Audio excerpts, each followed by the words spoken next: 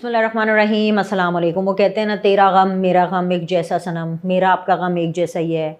क्योंकि पाकिस्तान इंडिया से मैच हार गया है। मतलब 3 मैच थे ये इधर, और तीनों में से एक भी हम नहीं जीते।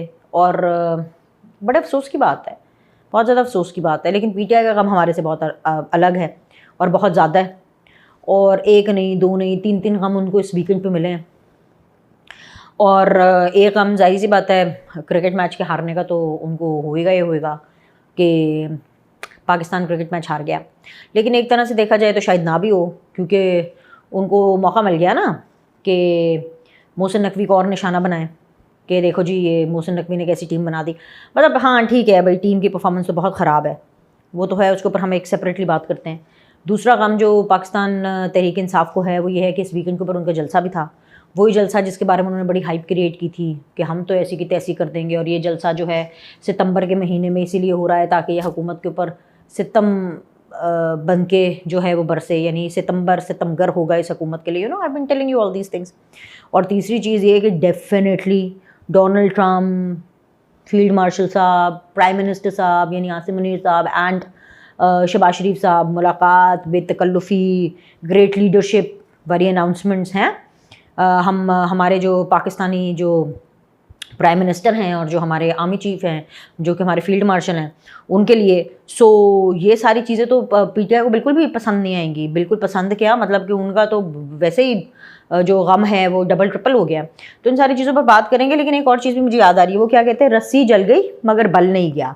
ये हालत है इस टाइम पर भारत की, क्योंकि पाकिस्तान से जंग के मैदान में उनको शिकस्त हुई 6-0 या, तो उसका सारा गुस्सा उन्होंने खेल के मैदान में मतलब निकाल दिया।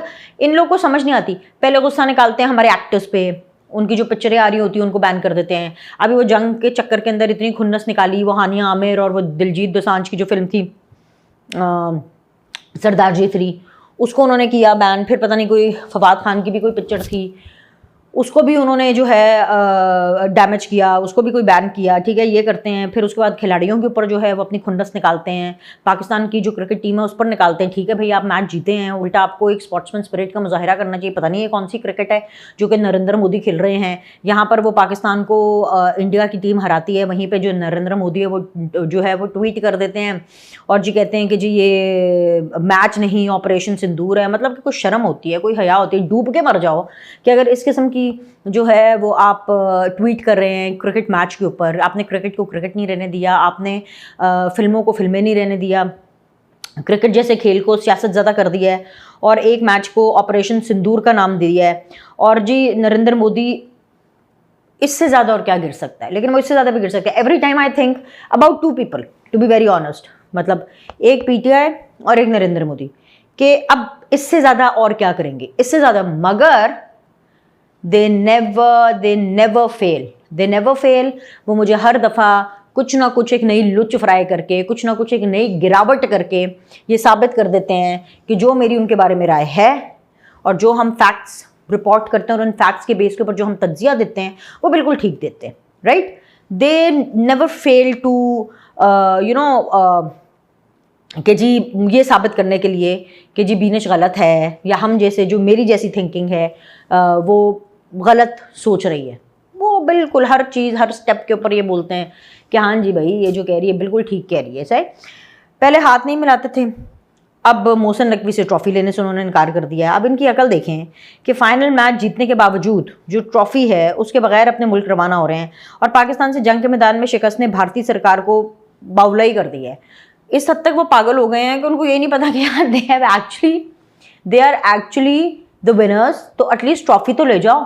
तो ट्रॉफ़ी भी नहीं लेकर के जा रहे, ठीक है ना। जिस तरह पूरी दुनिया को ये पता है कि ये ट्रॉफ़ी इंडिया की है, और जिस तरह पूरी दुनिया को ये पता है कि ये वाला जो संडे को मैच हुआ ये इंडिया ने जीता है, उसी तरह पूरी दुनिया को ये पता है क्या कि जो जंग हुई पाकिस्तान और इंडिया की उसमें पाकिस्तान जीता है, नरेंद्र मोदी हारा है, इनके राफेल हारे हैं, इनकी पूरी की पूरी जो नेशन है वो हारी है, इनकी रॉ हारी है, यू नो। इनकी जो द पॉइंट इज के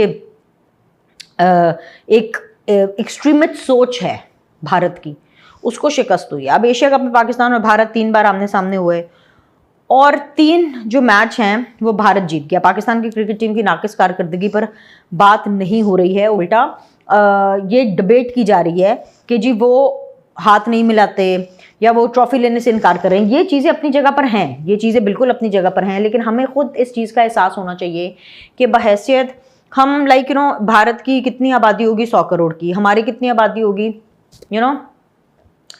20 करोड़, 24 करोड़, 22 करोड़, चलो 20 से 25 करोड़ के बीच में, और हमारी ये प्लेइंग 11 है। मतलब मैं तो कहती हूँ कि हद हो गई भाई। मैं तो कहती हूँ ये भी यहाँ पर भी डूब मरने का मुकाम है, ये वाकई डूब मरने का मुकाम है। ये अपने आप को प्रोफेशनल प्लेयर्स कहते हैं, एक मैच नहीं जीत सके। इतनी घटिया किस्म की तरीके से जो है इन्होंने ये मैचेस खेले हैं, आवाम के जज्बात को जो ठेस पहुंचाई है। मैं इस टाइम पर when it comes to Pakistan India match and specifically ये वाली अभी सीरीज हुई है और स्पेसिफिकली ये जो अभी संडे वाला मैच हुआ है, इसको तो मैं समझती हूँ कि जो आवाम के जज्बात और एहसासात के साथ इन लोगों ने खिलवाड़ किया है, इनके ऊपर तो उल्टा इनको पेनल्टी मिलनी चाहिए। इनकी सबकी जो मैच फीस है वो कैंसिल होनी चाहिए। इनकी मैच फीस जो है ना, इनको नहीं देनी चाहिए। और इनके जो बड़े बड़े कॉन्ट्रैक्ट्स होते हैं ना पाकिस्तान क्रिकेट टीम के, जो क्रिकेट बोर्ड के, नहीं होने चाहिए। इज दिस द प्लेइंग 11 जो कि करोड़ों की आवाम में से मुंतखब किए हैं? ये लोग आपने मुंतखब किए हैं। ना लाइन एंड लेंथ का पता है, ना बॉलिंग का पता है, ना फील्डिंग का पता है, ना प्लेसमेंट का पता है, मतलब कुछ पता ही नहीं है। और ये उतर गए, और ख़ास तौर पे ऐसे टाइम पर जब इनको पता है कि भारत मैच को मैच नहीं ले रहा। यार इनको तो लड़ने मरने वाली सिचुएशन होनी चाहिए कि या जीतेंगे या मर जाएंगे, लेकिन नहीं, गैरत ही नहीं है इन प्लेयर्स को। एनीवेज जी, बहुत सी बातें हैं जो इस बारे में हमने करनी है, लेकिन वज़ीर आज़म शहबाज शरीफ और फील्ड मार्शल के अमरीकी साथी डोनाल्ड ट्रंप से अहम मुलाकात और वज़ीर आज़म को मिलने वाले प्रोटोकॉल पर जो है हम सबको बड़ा खुश होना चाहिए। और पाकिस्तान की तारीख़ में ऐसा प्रोटोकॉल और ऐसी इज़्ज़त किसी और रहनुमा को एटलीस्ट मैंने अपने होश में तो नहीं देखी। आप लोग का तो मुझे पता नहीं है, शायद आप लोगों ने देखी हो, माजी में किसी एक टाइम पर मिलती हो, लेकिन मैंने तो अपने रीसेंट टाइम्स में ही देखी। तो मैं ये समझती हूँ कि अपने आप में एक रिकॉर्ड है। और ये ऑलरेडी ये मनाजिर थे, ये नरेंद्र मोदी को तो साड़ने बालने के लिए बहुत थे, ये पीटीआई को भी जलाने भुनाने के लिए काफ़ी हैं। अमरीकी सदर ने वज़ीर आज़म शहबाज शरीफ और फील्ड मार्शल को अजीम रहनुमा करार दिया और उनकी शख्सियात की खुल की तारीफ़ की, बल्कि इनफैक्ट उन्होंने खुद अनाउंसमेंट भी की। और यही वो जेलसी है जिसका इजहार भारत अब खेल के मैदान में हमें दिखा रहा है। और भारत आलमी मंजरनामे पर कहीं नहीं है और पाकिस्तान जो है वो छाया हुआ है। और यही चीज़ कहीं ना कहीं पीटीआई को और इमरान खान को भी जो है वो तकलीफ दे रही है।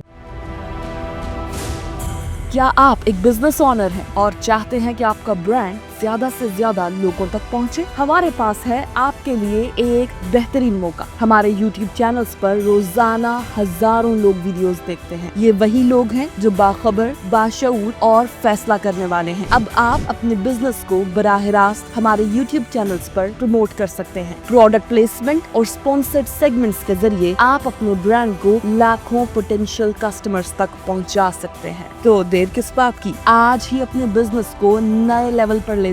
For more information, call us 923338122280। Anyways, इस तरह की बहुत सी जो चीज़ें हैं, बस फटाफट हम इनको ज़रा सम अप करते हैं 2-3 चीज़ों को कि जी ये हमारा वीकेंड कैसा था। और इन सारी चीज़ों को हम इस तरीके से सम अप करेंगे कि अगेन थोड़ा सा मैच का तड़का लगाते हुए कि जी भारत पाकिस्तान से जंग के मैदान में शिकस्त फाश के बाद, जैसे मैंने कहा, कि बावला हो गया है और अपनी इबरतनाक शिकस्त का सारा गुस्सा जो है वो खेल के मैदान में निकाल रहा है। बेबस, मजबूर और लालची इतना है कि जी पाकिस्तान के साथ क्रिकेट खेलने से इनकार भी नहीं कर सकता, और छोटापन इतना है कि पाकिस्तान की क्रिकेट टीम से हाथ ना मिलाकर अपनी झूठी अना को तसल्लियाँ भी दे रहा है। अब जी एशिया कप में पाकिस्तान और भारत 3 बार आमने सामने आए, मगर तीनों बार हमारी टीम जो है वो जज्बे, प्लानिंग और क्रिकेटिंग स्किल्स के फुकदान की वजह से हार गई। जीता हुआ मैच कैसे हारा जाता है, कोई हमारी क्रिकेट टीम से सीखे। 113 रन्स पर एक खिलाड़ी आउट था, तो 147 पर हमने देखा कि पूरी की पूरी टीम जो है वो पेवेलियन वापस लौट गई। 33 रन्स के एवज 9 विकेटों का गिर जाना पाकिस्तान की शिकस्त की सबसे बड़ी वजह बना। फिर उसके बाद नाकिस फील्डिंग थी और हारिस रऊफ, मतलब मैं तो बंदे का नाम नहीं लेना चाहती टू बी वेरी ऑनेस्ट। जो हारिस रऊफ है उसकी डायरेक्शनलेस जो बॉलिंग थी, उसने रही सही कसर पूरी कर दी। 3 मैचेस में से एक मैच भी जो है वो पाकिस्तान जीत नहीं पाया और ये चीज़ पाकिस्तानियों के दिल तोड़ गई है। ठीक है, बाकियों को तो पता नहीं भाई। I am having a semi heart attack to be very honest. मेरा तो हार्ट ब्रोकन हूँ भाई बहुत ज़्यादा। एनीवेज जी, हमारी टीम की ये तो बस किस्मत अच्छी है कि उनकी इंतहाई नाकिस कारकर्दगी भारतीय हुकूमत की जानब से जो क्रिएट करदा तनाज़ात में छुप कर रह जाती है। पहले ये डिस्कस होता रहा कि जी भारतीय टीम हमसे हाथ क्यों नहीं मिला रही, और अब फिर ये बात हो रही है कि जी भारतीय टीम ने एशियन क्रिकेट काउंसिल के सदर मोहसिन नकवी से ट्रॉफी और मेडल्स लेने से इनकार क्यों किया है। मोहसिन नकवी जो कि पाकिस्तान के वज़ीर दाखिला भी हैं, उन्होंने भारत को मज़ा चखाने के लिए ट्रॉफी और मेडल्स मैच के बाद भी जो है देने से इनकार किया। उन्होंने कहा नहीं लेने तो ना लो, ठीक है जी। मोहसिन नकवी ने भी कहा ओके चलो जी गेट आउट, नहीं दे रहा अब मैं कुछ भी अवार्ड और ट्रॉफी।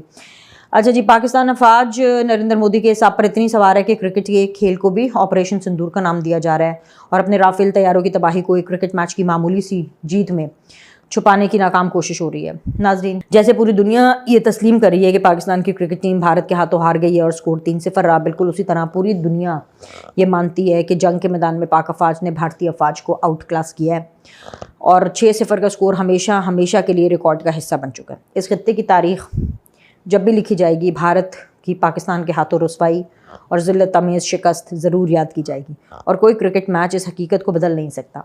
नरेंद्र मोदी जो है वो उसका गुस्सा हमें समझ में आता है, क्योंकि पाकिस्तान से शिकस्त के बाद वो दुनिया में सिर्फ रुसवा नहीं हुआ बल्कि वो तन्हा ही रह गया। दुनिया का कोई मुल्क इस वक्त भारत से ताल्लुकात रखना नहीं चाहता, और पाकिस्तान इस खत्ते के साथ साथ पूरी दुनिया में मरकज़ निगाह बना हुआ है। अब वज़ीर आज़म शहबाज शरीफ जो हैं वो हर जगह पर छाए में हैं। अमरीकी सदर डोनाल्ड ट्रंप ने वज़ीर आज़म मोहम्मद शहबाज शरीफ और फील्ड मार्शल सईद आसिम मुनीर को जो इज़्ज़त दी उसकी मिसाल हमें कहीं नहीं मिलती।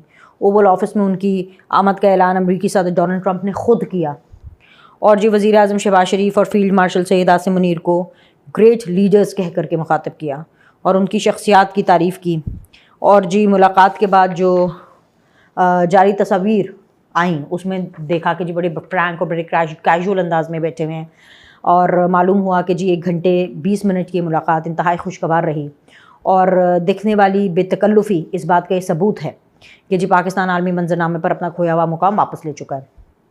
हुकूमत जहाँ कामयाबियों के झंडे गाड़ रही है, वहीं पर जो ऑपोजिशन है वो नाकामियों के दलदल में फंसती जा रही है। अपने लीडर की रिहाई की 1 पॉइंट एजेंडे पर पेशावर में पीटीआई का जलसा हुआ जो कि बुरी तरह नाकाम हो गया, और जी सूबाई सदर जो जुनैद अकबर हैं ये वो कह रहे हैं कि जी नाकाम हो गया, और वो कह रहे हैं इसकी पूरी जो जिम्मेदारी है वो अली अमीन गंडापुर पर आयद होती है। जुनैद अकबर ने जलसे की नाकामी का ना सिर्फ एतराफ़ किया बल्कि अली अमीन गंडापुर को पार्टी अमूर से अलग करने का मुतालबा भी कर दिया है। अली अमीन गंडापुर की हालत ये हो गई है कि वो अपने सूबे में अपनी पुलिस और इंतज़ामिया की मौजूदगी में अपने लोगों से बोतलें खा बैठे हैं, यानी बॉटल्स मारी गई हैं। मुझे अच्छी तरह याद है कि एक ज़माने में पीटीआई के जलसे में ये रिपोर्टर्स पर, एंकर्स पर, उस टाइम पर I remember if I am not forgotten Jio के बड़े अगेंस्ट थे। तो जियो की एंकर हैं उस टाइम पर होती थी, न्यूज़ एंकर होती थी सना मिर्ज़ा, वो डीएसएनजी के ऊपर से रिपोर्ट कर रही थी तो उन्होंने उधर बोतलें मारी। अब ये एक दूसरे को बोतलें मार रहे हैं, हरास कर रहे हैं एक दूसरे को, और अली अमीन गंडापुर को बहुत कुट पड़ गया भाई, बोतलें शोतलें पड़ी हैं, और कारकुनान ने अली अमीन गंडापुर को ना सिर्फ बोतलें मारी बल्कि उनके खिलाफ नाजेबा नारे भी सुने। अब नाज़रीन, पाकिस्तान तहरीक इंसाफ जितना चाहे आवाम का पैसा और सरकारी वसाइल इन नाकाम जलसों में झोंकती रहे या अपनी वफादारी का सबूत देने के लिए बार बार सियासी और अस्करी क़यादत के ख़िलाफ़ हरजासराई करती रहे, मगर सच ये है कि आपका लीडर जेल में था, है और पता नहीं कब तक रहने वाला है। इक़्तिदार की हवस में अपनी सियासी कब्रें खोदना बंद करें, और इनको चाहिए कि मरीम नवाज़ से सीखें और उनकी तरह की परफॉर्मेंस ये हासिल करें। जो बेसिकली जो बड़ी सीधी सी बात है, मैं यहाँ पर एक चीज़ और इनको कह दूँ, अगर किसी ने इस जलसे की, वैसे तो खैर सारे लोग मैच में ही ऑक्यूपाइड थे, लेकिन अगर किसी ने इनकी जलसे की तकरीरें सुनी हैं तो वो तो सुन के ये लग रहा था कि जैसे ये लोग इस एजेंडे पर हैं कि कौन कितना ज़्यादा फ़ौज को या इस्टेब्लिशमेंट को हरास करता है और कौन कितना ज़्यादा उनके ख़िलाफ़ बोलता है। सो इस जलसे का तो मकसद ये था, सुनना था कि इस जलसे में कोई बहुत बड़ा ऐलान होगा और पता नहीं कौन सी ऐसी तैसी कौन सी अन्नी मचा देंगे, लेकिन ऐसा कोई ऐलान भी नहीं हुआ। और सरकारी वसाइल से जो जलसे हुए, सरकारी गाड़ियों में अडियाला में फिर मुलाकात हुई अली अमीन गंडापुर की, और अली अमीन गंडापुर ने कचरे के ढेर को जलसा का बना दिया। मतलब ना वेन्यू ठीक था, ना बंदे थे, ना कोई मज़ा, ना स्वाद था। तो ऐसे करके ये क्या हासिल कर लेंगे? इनको लगता है कि इस किस्म की परफॉर्मेंस से, इस पूरी एक्सरसाइज से इनको रिहाई मिल जाएगी इमरान खान की, तो ऐसे तो इनको बिल्कुल भी नहीं मिलेगी। लेकिन ज़ाहिर सी बात है, पार्टी के अंदर जो इतने ज़्यादा इख्तलाफात हैं और जो इतना दुख है, वो मैं समझ सकती हूँ, लेकिन ये दुख इनका मज़ीद बढ़ेगा, कम नहीं होगा। अभी के लिए इतना ही। लाइक करें, सब्सक्राइब करें। आपसे अगली वीडियो में मिलते हैं।